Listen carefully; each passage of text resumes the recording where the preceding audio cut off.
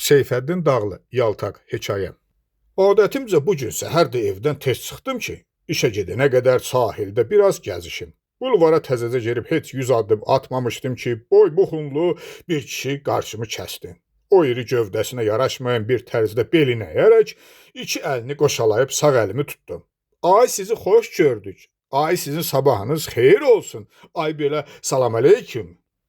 Bu fövqəladə lütfkarlıqdan şaşırdığım üçün səsim bir qədər çal çıxdı. Əleykümə salam. Necə piyadasınız? Bəs maşınınız hanı? Əsəblərimin yerindən oynaması üçün elə bu cığaz kifayət idi. Lakin özümü əl almağa çalışdım.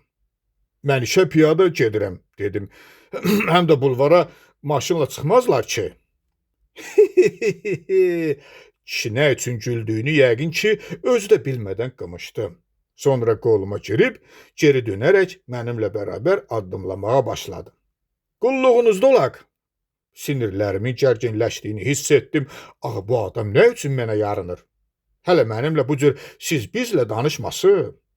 Ola bilsin, məni məzəmmət edəsiniz, deyəsiniz ki, nə olar? Yəqin yaşca səndən kiçikdir, ona görə xidmət göstərmək istəyir. Deməliyəm ki, xeyr, əksinə o məndən yaşlıdır. Birdən ağsaçlı müsahibim siqaretimin söndüyünü görüb, tələsik cibindən kibrit çıxartdı. Titrək əlləri ilə alışdırıb önümdə tutdu. Buyurun, yandırın.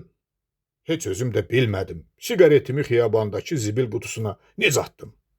Düşünə bilərsiniz ki, bu ədəb-ərkanlı qoca mənim tabeçiliyimdə olan işçilərdəndir. Bildirməliyəm ki, xeyr, belə də deyil. Mən bu qəfil qəmişdə necə qopacağım barədə fikirləşirkən o qolumu daha bərk sıxdı. Bu tufillərinizi nə yaman toz basıb? Gedəyin, bu tində sildirim sizin üçün. Xahiş edirəm. Artıq özümü saxlaya bilmədim. Bəsdirin, ayıbdır. Bəlkə indi də deyəcəksiniz ki, görünür bu adam öz uşaqlarından kimi isə mənim yanımda işə düzəltmək istəyir. Buna görə mənə belə qulluq göstərir. Xeyr, yenə yanılırsınız. Sizi nigarançılıqdan xilas etmək üçün nəcahəni yolum üstə çıxan bu adamı sizə təqdim edirəm. Pensionerdir, yaşı 70'i haqlayıb, ev eşiyi, oğul uşağı hamısı cabayaca, sağbasağ. Heç nəyə ehtiyacları, heç kimdən minnətləri yox. Kişi özü də qıvraqdır, yaşına görə səhhətindən şikayət eləyə bilməz. Yəqin ki, indi də təəccüblə soruşacaqsınız. Belə isə bəs nə üçün bu cür yaltaqlıq eləyir? Ürək ağrısı ilə cavab verirəm. Çünki şakəri belədir yazığın. Uşaqlıqdan yaltaq, yarın taqdır bədbəxt. Elə buna görə də ona Yaltaq Yasin deyirlər. Sizə onun tərcümeyi halından qəribə bir əhvalat da söyləyim. Təxminən 15 il əvvəl Yasinlə bir yerdə işləyirdik.